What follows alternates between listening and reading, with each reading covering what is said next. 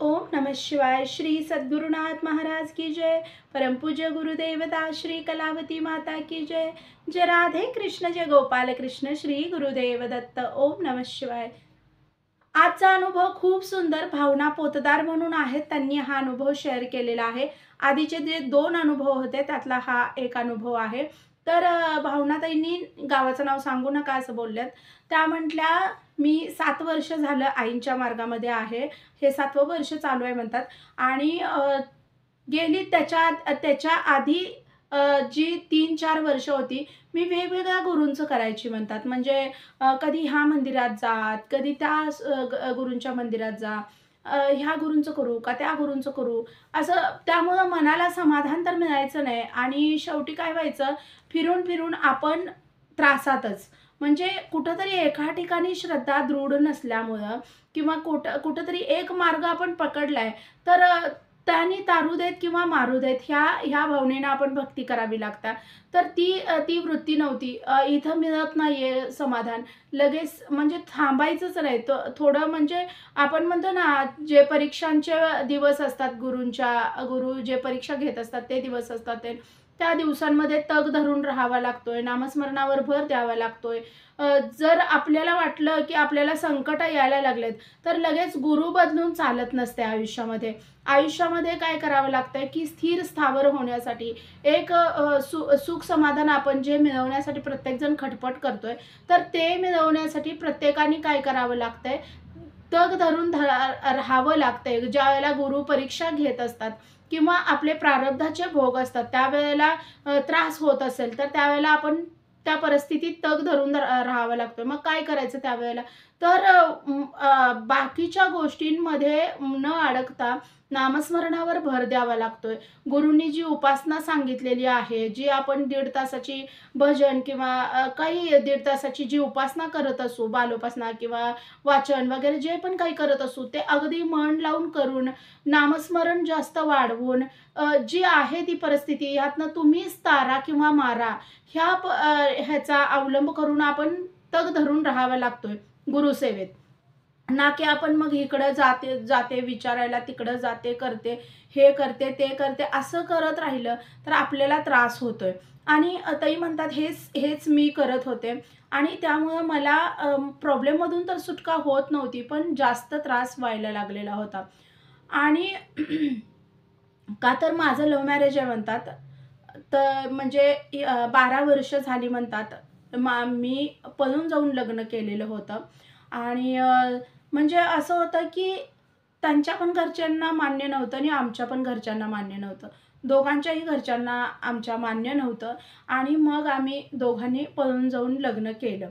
बरं पळून जाऊन लग्न केलं, तर त्यांच्या घरचे लोकं खूप हे होते म्हणले, की आम्हाला मारायला सुद्धा कमी करणार नाहीत, अशी लोकं होती. आम्ही खूप लांब जाऊन राहिलो. 4-5 वर्ष आम्ही 3-4 वर्ष तरी आम्ही म्हणजे असंच लांब-लांब राहत होतो. माहिती पडलेलं म्हणतात, माहिती होत नाही असं नाही. जगाच्या पाठीवर कुठं जरी गेलं, तरी शोध लावणारे बरोबर लावतात. पण तसं काही झालं नाही. एकदा दोनदा ह्यांना खूप दमदाटी करण्याचा प्रयत्न केला, की सोडून टाक त्या पोरगीला. जरी लग्न केलं असलंस तरी सोडून टाक वगैरे हे झालं. पण त्यांनी नाही सोडलं म्हणल्या मला आणि मी सुद्धा माझ्या घरच्यांचे सुद्धा फोन आले, हे आलं, की त्याच्या घरचे नाहीत व्यवस्थित, कधीतरी काहीतरी करून टाकतील, तुम्हाला कळणार पण नाही. असं ज्यावेळेला सांगितलं गेलं, तर मी पण ठरवलं, की जे आहे ज्या माणसाला आपण निवडलंय, त्या माणसासोबत आयुष्यभर काढायचं आहे आपल्याला. भले मग तिथं जगावं लागू दे किंवा मरावं लागू दे. हीच गोष्ट आम्ही जर गुरूंच्या बाबतीत हे केली असती, की नाही धरलेत नाही ह्या गुरूंचे पाय, तर ते तारू देत किंवा मारू देत, काहीही करू देत, असं मी विचार केला नाही म्हणतात त्या. आणि त्यामुळं खूप त्रास झाला म्हणतात. 3-4 वर्ष असं उगीच फिरत होते मी. आपण म्हणतोय ना, जे मतिभ्रष्ट माणसं असतात, तशी मतिभ्रष्टासारखी मी फिरत होते. ह्या गुरूंचं झालं की त्या गुरूंचं, त्या गुरूंचं झालं की ह्या गुरूंचं. मग इथून काय उपाय मिळतोय का? तिथून काय उपाय मिळतोय का? तर असं करत फिरत होते मी. पण कुठल्याही गोष्टीत का तर आम्ही ऑब्व्हियसली पळून जाऊन लग्न केलं म्हटल्यावर प्रॉब्लेम्स येणार, इकॉनॉमिकली प्रॉब्लेम्स येणार. शून्यातून सगळं हे फक्त कपड्यांनिशी गेलेलं असल्यानं आणि शिक्षण अर्धवट. दोघांचीही शिक्षण अर्धवट राहिलेली. त्यामुळं मग सगळे प्रॉब्लेम होते म्हणतात. का तर थोडं शिक्षण अजून राहिलेलं होतं 1-2 वर्ष तोपर्यंतच घरी कळल्यामुळं आणि हे होऊ देणारच नाही कोण हे कळल्यामुळं आम्ही तो निर्णय घेतला म्हणतात. आणि मग असं होत असताना आम्ही खूप लांब आम्ही येऊन राहिलो म्हणतात. की यायला-जायला सुद्धा त्यांना 1 दिवस लागेल. अशा पद्धतीनं आम्ही येऊन राहिलो म्हटलं. आणि तिथं म्हणजे जॉब अपॉर्च्युनिटी पण नव्हत्या जास्त. तर तिथून आमच्या इथून जॉबला जाण्यासाठी माझ्या मिस्टरांना म्हणतात जवळ-जवळ 28-29 किलोमीटरवर जायला लागायचं. आणि मला खूप भीती वाटायची. एकटी ज्यावेळेला मी असायची, त्यावेळेला मला खूप भीती वाटायची म्हणतात त्या. 3-4 वर्ष असं मी वेगवेगळ्या गुरूंचं हे करत गेले. आणि नंतर आम्ही ह्यांना म्हटलं मला पण कुठेतरी जॉब बघा वगैरे. आणि लग्न झाल्यावर बरेच वर्ष नव्हता मी जॉब केलेला म्हणतात आणि लग्नाआधी पण नव्हतंच. मी शिक्षणच करत होते म्हणलं. पण जॉब बघा म्हटलं आणि त्यांच्या शेजारी एक कंपनी होती. त्या कंपनीमध्ये मला जॉब बघितला आणि मी पण जायला लागले. तर त्या कंपनीमध्ये एक ओळखीची लेडीज होती, ती आईंच्या मार्गातली होती म्हणतात. आता मी ते कंपनी सोडून पण 2 वर्ष झाली म्हणतात. का तर आता स्थिर स्थावर आईंनी केलेलं आहे, त्यामुळं काहीच प्रॉब्लेम नाही. पण त्या कंपनीमध्ये ती जी लेडीज होती, ती आईंच्या मार्गातली होती आणि जेवताना वगैरे आमचं बोलणं व्हायचं, हे व्हायचं आणि तिची माझी जवळीक झाली आणि तिनं मला आईंच्या मार्गात आणली. तर मी पहिल्यांदा तिला ज्यावेळेला विचारलं, त्यावेळेला तिला मी हे विचारत होते, की सगळे प्रॉब्लेम सॉल्व्ह होतात का? सगळे प्रॉब्लेम सॉल्व्ह होतात का? माझे प्रॉब्लेम म्हणजे असे होते, की इकॉनॉमिकली पण प्रॉब्लेम होतेच. शिवाय दुसरी गोष्ट म्हणजे आपल्याला कुठनंच आधार नाहीये. ना ह्या फॅमिलीचा, ना त्या फॅमिलीचा. मग एकटं वाटायचं, एकटं जीवन आहे आपलं. आणि आपल्याला काय झालंय दोघांपैकी एकाला तरी आपल्याला कोण आहे आधाराला? कोणच नाही. असं ही एक भीती असायची. म्हणजे असते म्हणजे आम्ही काय तरुण होतो, काय असं म्हातारं नव्हतो, काय झालंय, काय पडलंय असं पण तरीसुद्धा असतंय, की अरे आपण एवढ्या लांब येऊन राहिलोय, कुठली वेळ येईल सांगता येत नाही. जर काहीतरी झालं आपल्याला, तर कोण बघणार आपल्याला किंवा काय होणार आपलं? ही सारखी एक भीती असायची मनामध्ये. कधी माहेरच्यांना फोन केलं तर कौतुकानं बोललं जायचं नाही. का तर बोलायचे म्हणतात माहेरचे माझ्याबरोबर. मी गेले नाही कधी माहेरी, पण बोलायचे माहेरचे वगैरे. पण हा प्रॉब्लेम होता, की जे आपण आता म्हणतोय मुलीचा फोन आलाय, लग्न केले बाबा तिनं आणि लग्न झालंय मुलीचं आणि तिचा फोन आलाय, तर आई-वडील किती कौतुकानं बोलतात. तसं कौतुक करण्यासारखं मी काही केलं नव्हतं ना. मग मग ते ते होणारच होतं. पण अ, कुठूनच आम्ही तुला सपोर्ट करणार नाही, ही जी भावना होती, ती बोलण्यातून जाणवत होती सगळ्यांच्या. त्यामुळं खूप एकाकी वाटायचं आणि असं वाटायचं, की कुठल्या गुरूंचं केलं, की आपण म्हणजे आपल्याला हे हे ह्या गोष्टी जाणवणार नाहीत किंवा ह्या गोष्टीतून आपण बाहेर पडू. असं कुठली गोष्ट केल्यावर होईल, असं म्हणजे त्या विचार करायच्या म्हणतात. मी विचार करायचे असं. आणि अ, ती लेडीज ज्यावेळेला माझ्या आयुष्यात आली, आईंनी तिला पाठवली म्हणतात आणि इतकं कौतुक करावं तिचं ते कमीच आहे म्हणतात. का तर तिनं मला आपण म्हणतोय ना, एखाद्या छोट्या बाळाला हे त्यांचे शब्द आहेत. एखाद्या छोट्या बाळाला आई जशी बोट धरून किंवा वडील जसे बोट धरून चालायला शिकवतात, त्या पद्धतीनं तिनं बोट धरून अगदी मला आईच्या जवळ नेऊन बसवलं. आणि मग तिथून आईंनी जे पण माझ्यावर संस्कार करायचे होते, ते आईंनी मग केले. पण तिथपर्यंत बोट धरून तिनं म्हणजे एकदा नेलंय तर मी तिथं स्थिर स्थावर झाले नाही. तिने एकदा नेलं बोट धरून. पण मी तिथून पण मागं आले धडपडत, पडत. परत तिनं बोट धरून तिथपर्यंत चालवत मला नेलं. असं मी बऱ्याच वेळेला माघार घेऊन तिनं मला बोट धरून चालवून एक 15 ते 20 वेळा आईंच्या चरणांजवळ नेऊन बसवलं आणि मी धडपडत उठून परत ते तिथून पडायची. ह्या गोष्टी झाल्या.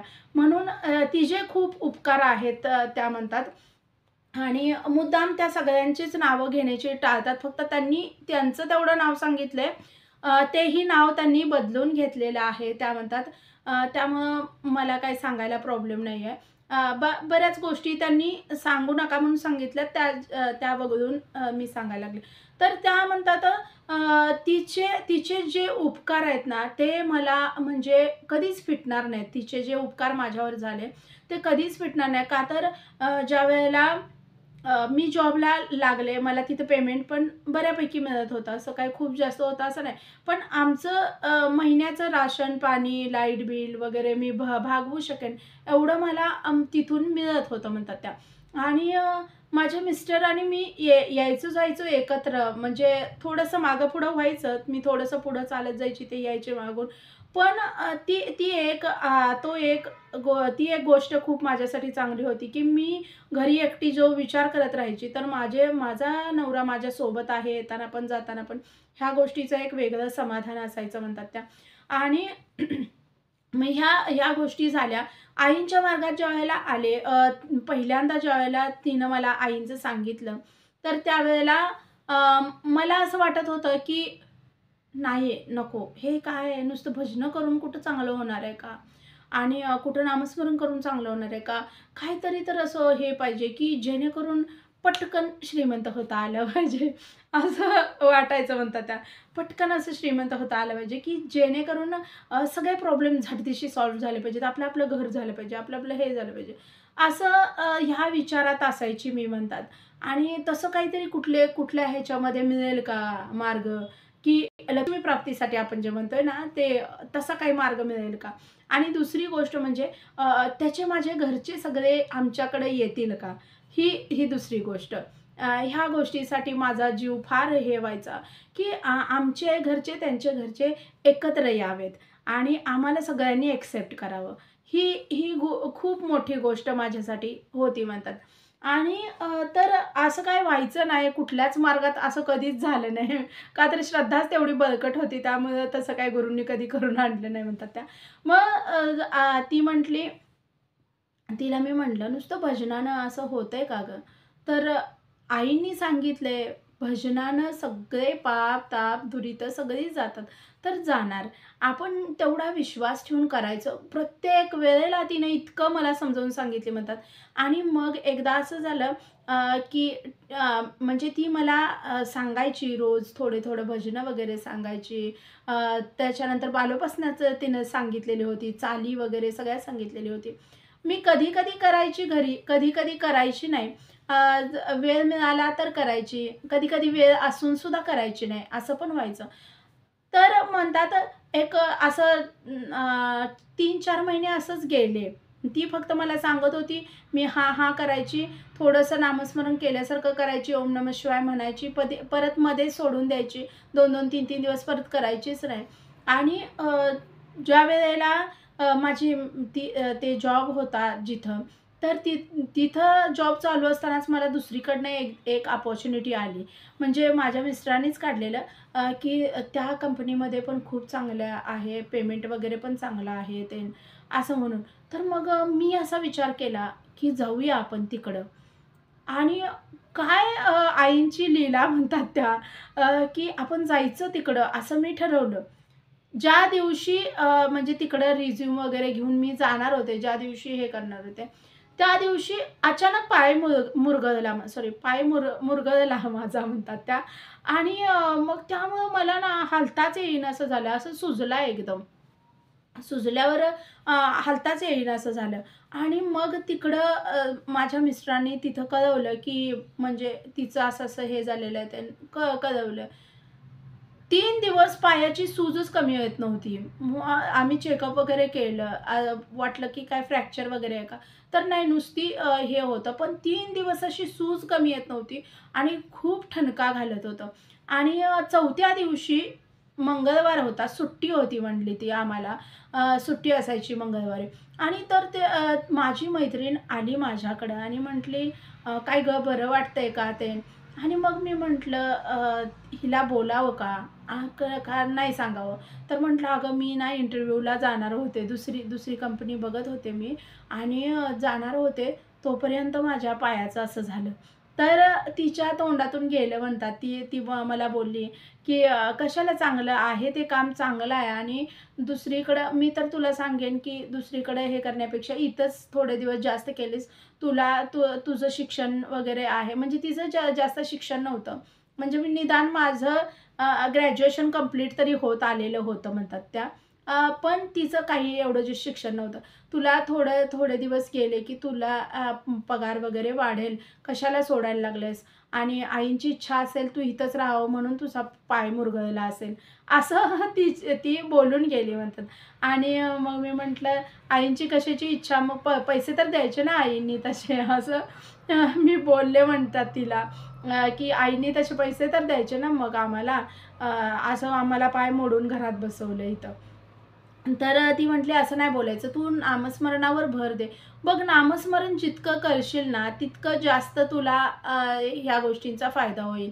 तर ठीक आहे, ठीक आहे. मी रोजच्याप्रमाणेच ते केलं आणि मग तिनं मला मग बोलली, की "हे आईंचा अंगारा वगैरे आणलेला आहे, लावून घे आणि तुला बरं वाटेल आणि लवकर आई बरं करू दे तुला." असं बोलली आणि ती निघून गेली म्हणल्या. ते अंगारा दिलेला मी घेतला तिनं सांगितलेलं तसंच पाण्यातून मी तो अंगारा घेतला आणि अंगारा घेतला. दुसऱ्या दिवशी 3-4 दिवस पाय हे होत नव्हता. दुसऱ्या दिवशी पायाची सूज पण कमी आली आणि दुखायचं पण थांबलं ते. आणि मला आश्चर्य वाटलं, की अंगारामुळे हे झालं का काय? असं मला वाटायला लागलं आणि मी म्हणजे तिला बोलायचं ह्या ह्यानं त्या दिवशी गेले आणि मी म्हटलं, "माझ्या पायाची सूज अगं खरंच कमी झाली आणि माझं आज दुखायचं पण थांबलं." तर म्हटली, आईंच्या अंगारात खूप ताकद आहे गं." असं ती बोलली आणि मग मी असं ठरवलं, की हा तोडगा आहे. म्हणजे आम्ही प्रत्येक वेळेला तोडगे शोधायची प्रत्येक ठिकाणी. तर हा तोडगा आहे. हे मी ठरवलं. मी माझ्या मनानं ठरवलं म्हणतात. आणि मी म्हटलं, "तू मंदिरात जाऊन आणतेस का अंगारा वगैरे?" आमच्या इथं मंदिर नाही आहे म्हणतात आईंचं. अजूनही नाही म्हणतात आणि तर त्या म्हणतात ती म्हटली, "आपल्या इथं कुठं मंदिर आहे आणि एवढ्या लांब बेळगावला कोण जाणार आहे?" पण मी जे पूजा करते तोच तो अंगारा आहे, जे भजन पूजन करताना वगैरे ते आणि मग तिनं मला सांगितली, की भजन करताना वगैरे अंगारा जो असतोय तो ठेवत जा आणि तो कधीही वापरत जा. त्याच्यात ताकद असते आईंची. आणि मग हा तोडगा म्हणून मी वापरायला सुरुवात केली. मग मी तिला विचारलं, "आणि काय-काय असतात असे उपाय?" तर हे असे काय नसतात, पण आपण श्रद्धा, आपली एक श्रद्धा असते आणि मला बऱ्याच वेळेला अनुभव आलाय, असं ती म्हणली. आणि ह्या अंगाऱ्याचा उपयोग मी प्रत्येक वेळेला मग करत गेले आणि खरंच मला त्याचे रिझल्ट मिळत गेले. तर त्या म्हणतात, की अंगारा साठवायसाठी म्हणून मी उपासना करायला लागले. म्हणजे हा तोडगा आहे म्हणून. म्हणजे श्रद्धा नव्हती तिथं. फक्त ह्या उपायानं मला आता बरं वाटलंय. तर हा उपाय मी केल्यानंतर परत पण माझं काम होईल ह्यानं मी मग तिनं सांगितलेलं होतं, की उपासना करताना तो अंगारा जो असतोय, तो प्रभावशाली असतोय. तर ह्याच्यासाठी मी रोजच्या रोज बालोपासना करायला लागले. मग हे अशा भक्तांना जे स्वार्थी टाइपचे हे मी नाही म्हणत, त्याच स्वतःला म्हटल्या, की स्वार्थी टाइपच्या भक्तांना कुठून तरी असं मार्गात आणण्यासाठी आई काहीतरी अशा योजना करतात. प्रत्येकच गुरु आपले जे म्हणजे माठासारखे जे भक्त असतात, त्यांना मार्गात आणण्यासाठी किंवा त्यांना योग्य वळणावर आणण्यासाठी असे काहीतरी उपाय करतात. तर मला हा तोडगा म्हणून पाहिजे होता आणि अगरबत्ती तशीच लावून त्याचा उपयोग नाही असं तिनं सांगितलेलं होतं. म्हणून मग मी म्हणतात, की अ, अ, उपासना करताना अगरबत्ती लावून तो अंगारा साठवायला लागले आणि माझ्या डोक्यात एक प्लॅन होता, की ह्या वेळेला तो अंगारा यूज करायचा आणि माझं काम झालं पाहिजे. असं म्हणजे माझं हे होतं. आणि तुम्हाला सांगू म्हणतात 1.5-2 महिने मी बालोपासना नित्यनेमानं संध्याकाळी करत होते. नामस्मरण करत होते 20 मिनिटाचं नित्यनेमानं संध्याकाळचं आणि तो अंगारा जो पण आहे तो सगळ्या डब्यात साठवून ठेवत होते म्हणतात. आणि 1.5-2 महिने गेले आणि मग मी ठरवलं, आईंना बोलले. म्हणजे हे सगळं आईंवर कुठेतरी श्रद्धा बसायला लागले म्हणून नाही किंवा काही नाही. त्या अंगाऱ्याचा काहीतरी उपयोग होतोय ह्या उद्देशानं माझं हे चाललेलं होतं म्हणतात त्या. मग मी 1.5 महिन्यानंतर मी उगीचच असं म्हटलं मिस्टरांना माझ्या, की माहेरी एकदा जाऊन येऊ का? तर त्यांना पण इतक्या वर्षात हिनं नाव काढली नाही जायचं कधी आणि आत्ता काय हिला मधूनच सुटलंय, की माहेरी जाऊ का म्हणून. तर मी म्हटलं, "तरी पण जाऊन येते मी." तर ह्यानी म्हटले, "नको, एकटी नको आणि गेलं तर दोघं पण सोबत जाऊ. सुट्टी दिवशी जाऊ" म्हणले. आणि मग कधी एकदा मंगळवार येतोय, असं मला व्हायला लागलं म्हणतात त्या. आणि खूप जास्त मनापासून काम करताना सुद्धा कंपनीमध्ये मी ओम नमः शिवाय म्हणायला लागले. माझं तेवढं काम होऊ दे, माझं तेवढं काम होऊ दे. असं जी मनात जी आतून खूप इच्छा होती ती आईंच्या पुढे सारखी मांडायला लागले आणि ओम नमः शिवाय मी म्हणायला लागले म्हणतात त्या.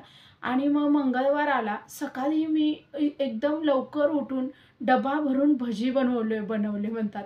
आणि त्या भजी जे बनवले त्या भज्यांमध्ये मी अंगारा घातलेला होता म्हणतात. आणि अगदी डबा गच्च भरून भजी बनवलेले होते. आणि खायला वगैरे पण दुकानातून नंतर घेतलं जाता-जाता आणि माहेरी गेले म्हणतात मी. तर हे ज्या वेळेला माहेरी मी पहिल्यांदा चालले होते इतक्या वर्षानंतर, हे ज्यावेळेला माझ्या मिस्टरांना कळायला लागलं होतं, ही का चालले, काय नाही.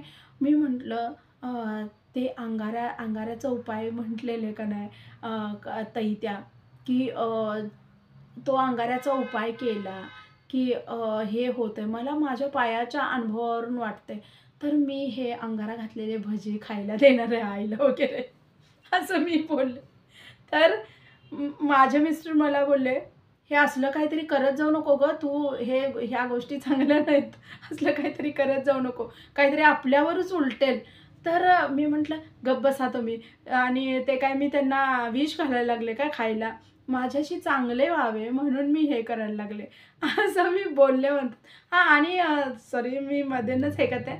तर जे आहे दुसऱ्या चॅनलची लिंक ती डिस्क्रिप्शनमध्ये देते आणि 4 वाजेपर्यंत आई हे चॅनल जे आहे त्याचं मागच्या व्हिडिओमध्ये पण सांगितलंय 26-27 जानेवारीपासून त्याच्यावरती व्हिडिओ पोस्ट होतील.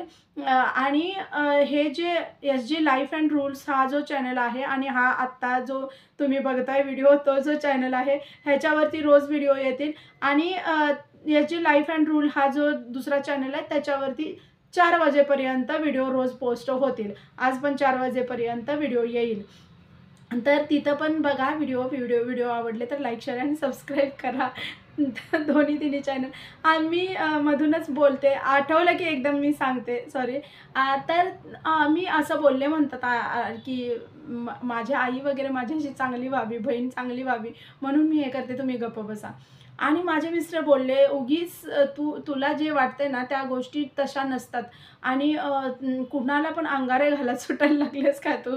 हे पण बोलले. तरी पण आम्ही गेलो आणि आईला म्हणजे शेवटी आई आहे ती. तिला इतक्या वर्षांनी बघून हे पण झालं.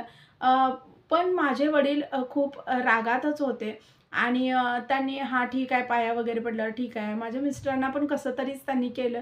मला ते फार वाईट वाटलं. असं वाटलं एक मिनिट असं वाटलं, की उगीच खरंच आपण नवऱ्याचा आणि स्वतःचा अपमान करून घ्यायला आलोय का काय? असं वाटलं. आणि तरी पण मी खायला वगैरे आणलेलं त्याने हे केलं. आईनं लगेच म्हणजे इतक्या वर्षांनी आल्या मुलगी म्हटल्यावर आईनं चिकन वगैरे आणायला लावलं म्हणतात त्या. आणि जेवण वगैरे केलं आणि मग माझ्या डोक्यात आलं, की ह्यांनी तर चिकन आणले आणि हे भजी ते ज्याच्यात अंगार आहे. आता हे म्हणजे खायला कसं देणार? म्हणजे समजा चिकन आणि भजी एकत्र खाल्लं किंवा समजा जरी त्याच दिवशी खाल्लं तरी पण दुसऱ्या दिवशी खावा कसं म्हणणार? आणि त्याच दिवशी आणि माझ्या ते आधी लक्षात आलं नाही म्हणतात. आणि इतका मला पण मनस्ताप झाला, इतका मला टेन्शन यायला लागलं. आता समजा कुणी चिकन खाल्लं आत्ता आणि थोड्या वेळाने उठून त्या लोकांनी भजी खाल्ले आणि समजा त्यांना काहीतरी झालं तर काय करायचं? तर मला इतकी भीती वाटायला लागली आणि माझ्या मिस्टरांना मी साईडला घेऊन बोलले ते. त्यांनी म्हटले, "तुला सांगत होतो, हे असले काहीतरी उपद्व्याप करू नकोस." आणि आईला तर कसं म्हणायचं आता, नाही चिकन आणलंय, आणल्यावरती आणायच्या आधी नको बोलले असते तर एक गोष्ट ठीक होती म्हणतात.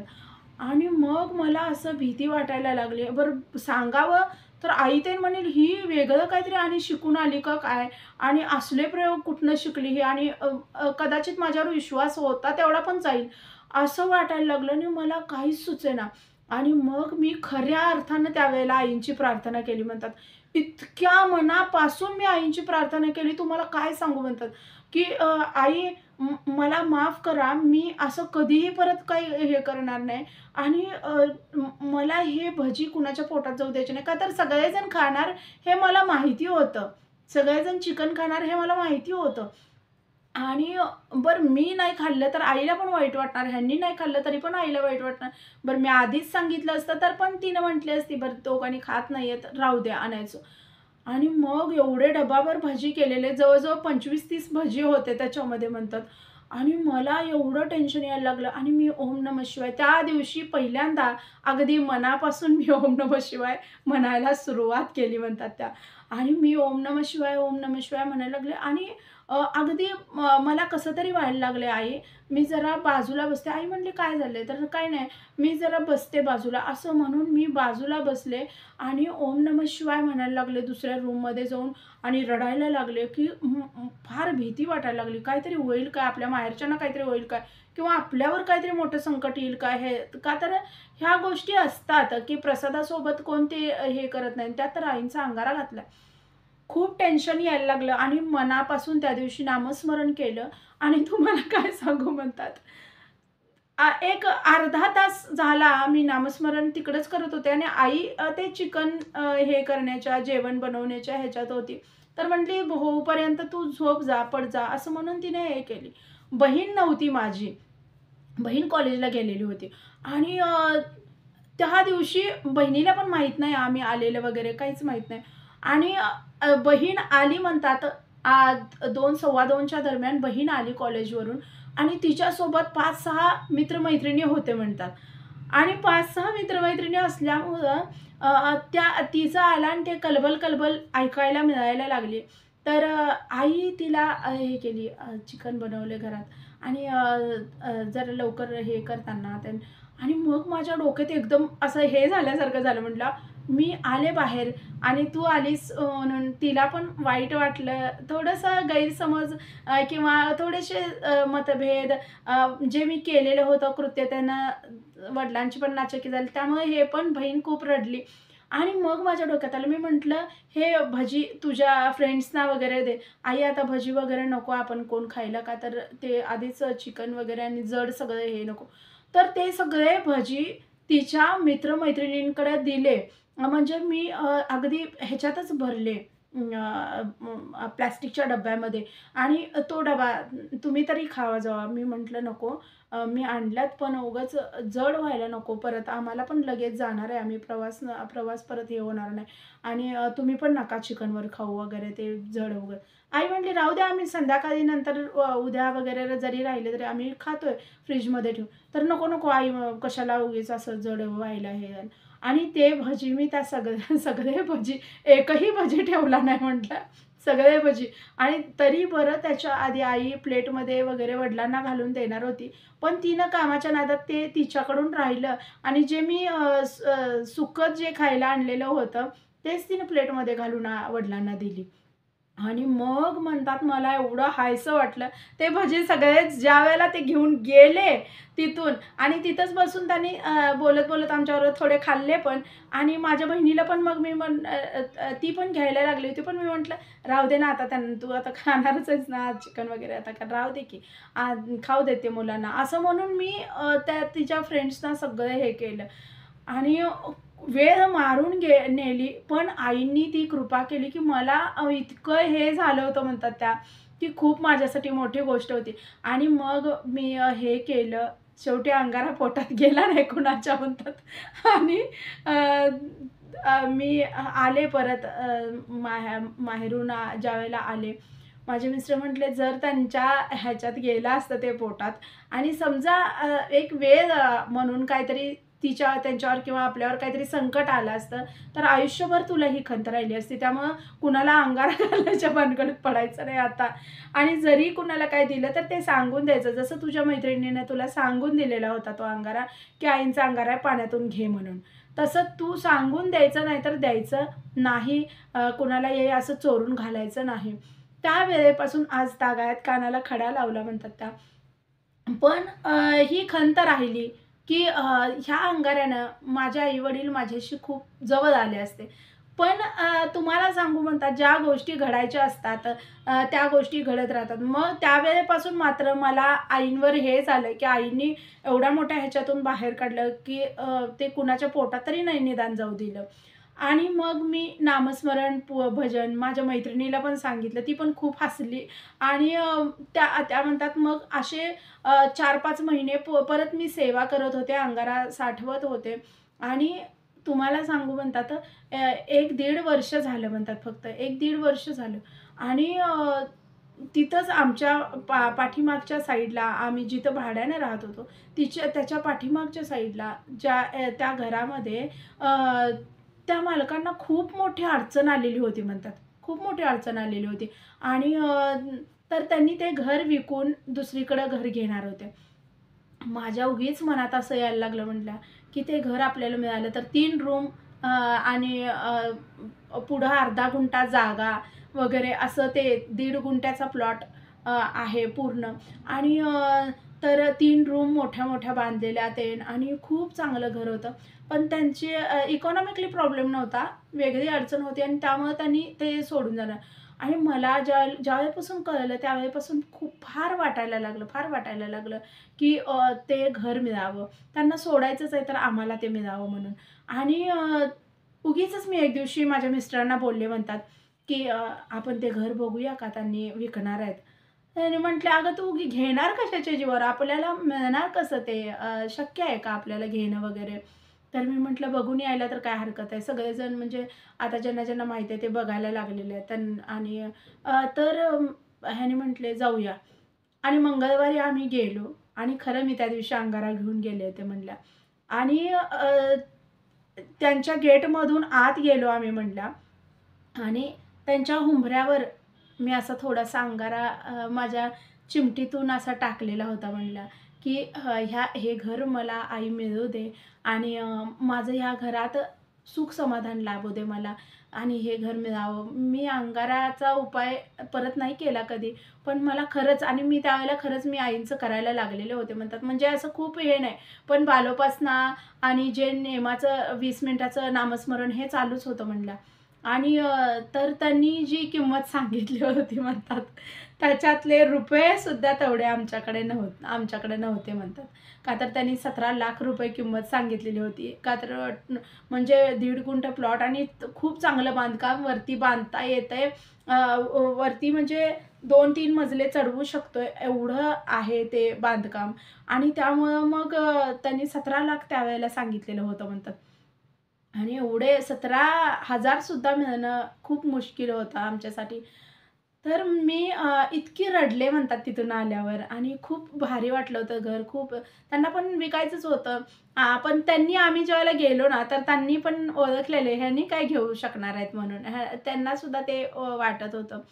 आणि तुम्हाला सांगू म्हणतात, ज्या वेळेला त्या घराचं मी आईंना म्हणजे जसं ते समजलं, जसं ते बघून आलं, तसं मी रोज हीच प्रार्थना करायची आणि आई मी तिथं गेलं ना, तर 1.5 तासाची उपासना वाढवीन आणखी.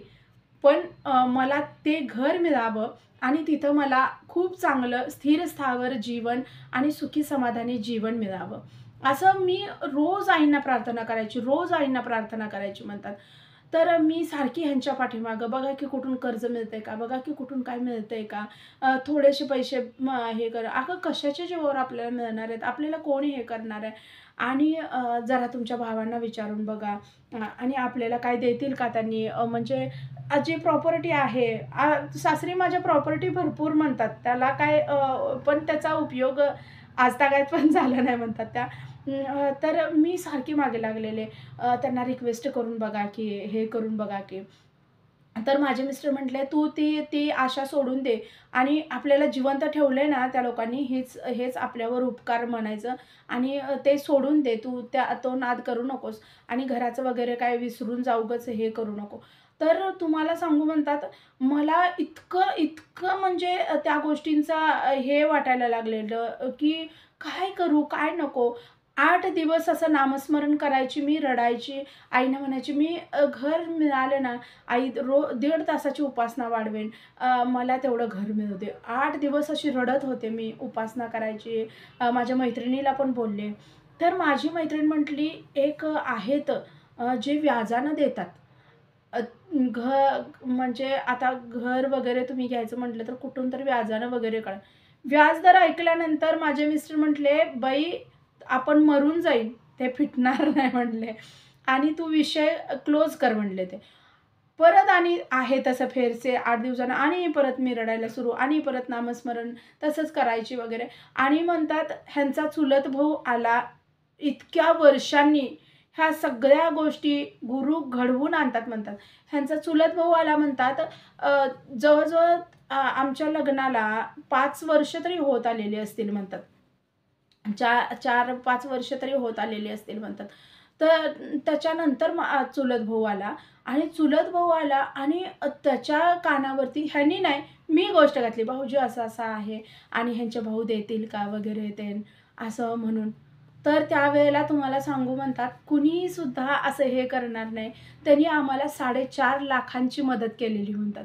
4.5 लाख रुपये त्यांनी आम्हाला देतो बोलले आणि हे बघ, तुला काय वाटतंय, की तुझ्या प्रॉपर्टीमधलं कधीच काय तुला मिळणार नाही, असं नसतंय रे. नंतर कधीतरी मिळेल आणि तू दे मला सावकाश. तू काय मला काही हे नाही. मला इतकं हे झालं म्हणतात, मला समजेना, की ही गोष्ट खरी बोलतायत का हे स्वप्न आहे. आणि 4.5 लाखांची तब्बल त्यांनी मदत केलेली आम्हाला म्हणतात आणि कर्ज मंजूर करून द्यायला सुद्धा त्यांनीच पुढं होऊन सगळ्या गोष्टी केल्या, की जेणेकरून आमचं बसत नव्हतं, तरीसुद्धा त्यांनी बसवून हे करून म्हणजे पुढं होऊन ते कर्ज मंजूर आम्हाला करून दिलं. 4.5 लाख रुपये त्यांनी दिले स्वतः आणि स्वप्नात सुद्धा वाटत नव्हतं म्हणतात. मला वाटतंय जे आम्ही बघून आलेलो त्याच्यानंतर 6व्या आठवड्यात आम्हाला ते घर मिळालेलं म्हणतात. 6व्या आठवड्यात एका महिन्याच्या 1-1.5 महिन्या 1-2 महिन्याच्या ह्याच्यामध्येच ते घर 6व्या आठवड्यात आम्हाला मिळालं म्हणतात. आणि मला ही गोष्ट माहीत नव्हती म्हणतात. मला काहीच माहीत नव्हतं ही गोष्ट वगैरे, की आईंची पुण्यतिथी वगैरे आणि तोच योग आज आलेला आहे म्हणतात. आईंची पुण्यतिथी आता जवळ आलेली आहे आणि माझा अनुभव शेअर होईल म्हणतात. तर त्यांचा अनुभव खरं तर त्यांनी मागं सांगितलेला होता.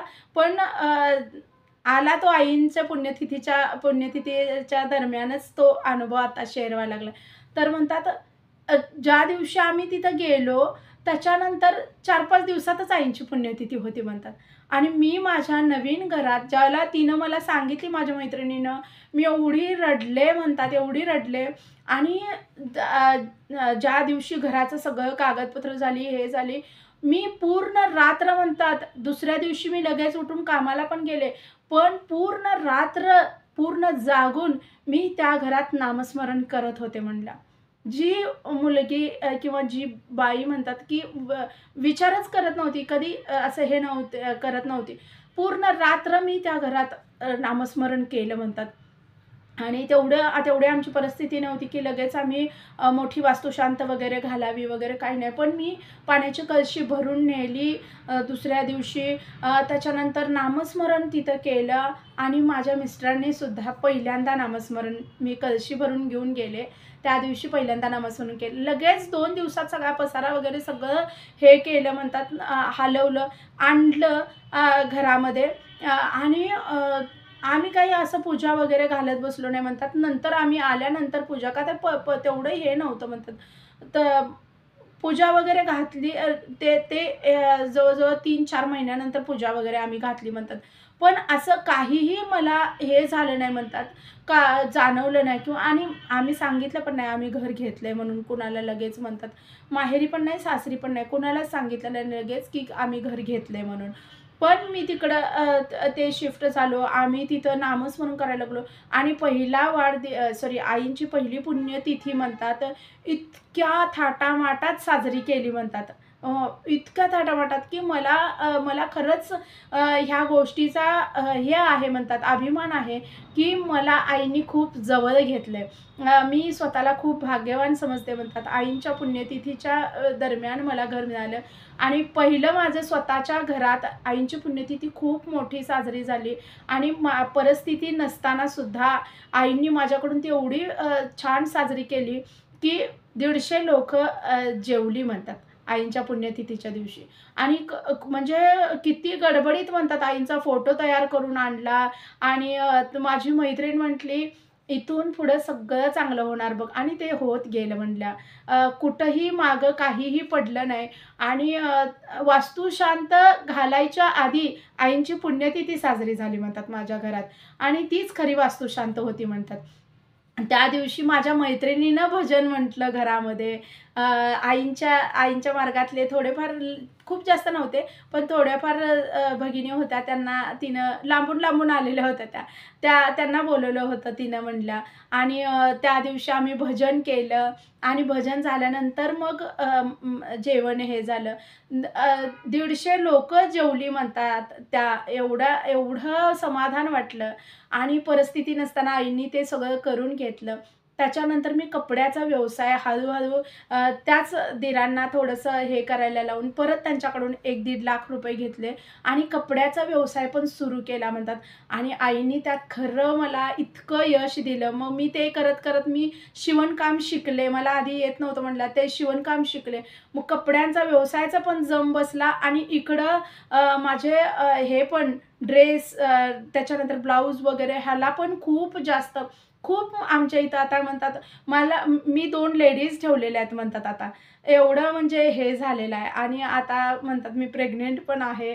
त्या सांगत होत्या. आता मी काही मशीन वगैरे हे करत नाही, पण हे बघते मी कपड्यांचं वगैरे हे करते.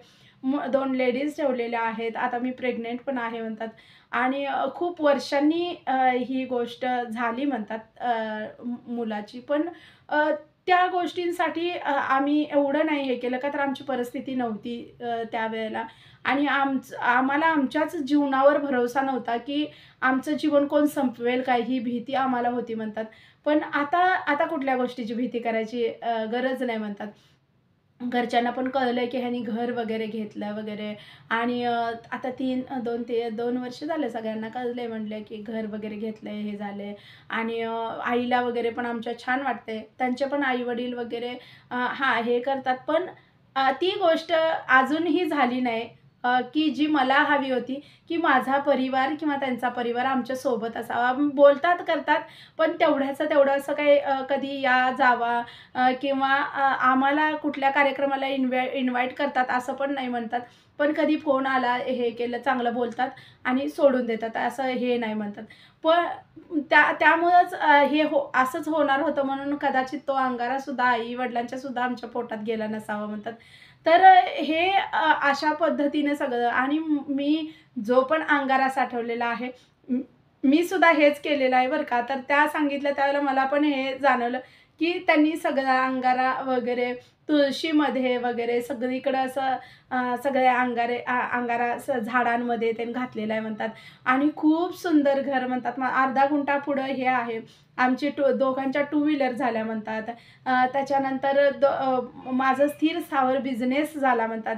एक शेड पुढं घातलेलं आहे असं पत्र्याचं की जेणेकरून तिथं सगळे कपड्यांचं हे केलंय. शेड म्हणजे असं दुकान केलंय, पण ते पत्र्याचं दुकान केलंय. असं शटर वगैरे खूप छान केले म्हणतात त्याला आणि खूप जास्त गिऱ्हाईकं असतात म्हणतात कपड्यांसाठी आणि शिवणासाठी तरी खूप जास्त दिवाळीच्या किंवा सणांच्या वेळेला तर म्हणतात 1 दीड 2 महिने आधी ऑर्डरी येतील तेवढ्याच मी घेते. नंतर सणांच्या वेळेला बंद होते.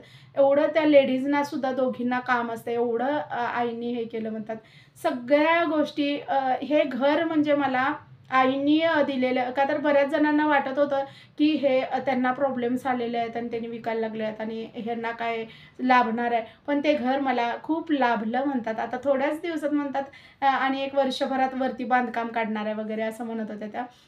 आणि आईनी खूप जवळ घेतलंय म्हणतात. 1.5 तासाची मी उपासना पण वाढवली आणि सगळ्यात महत्त्वाची गोष्ट म्हणतात त्या सगळ्यात जर महत्त्वाची कुठली गोष्ट असेल, तर ती श्रद्धा आपली दृढ असली पाहिजे.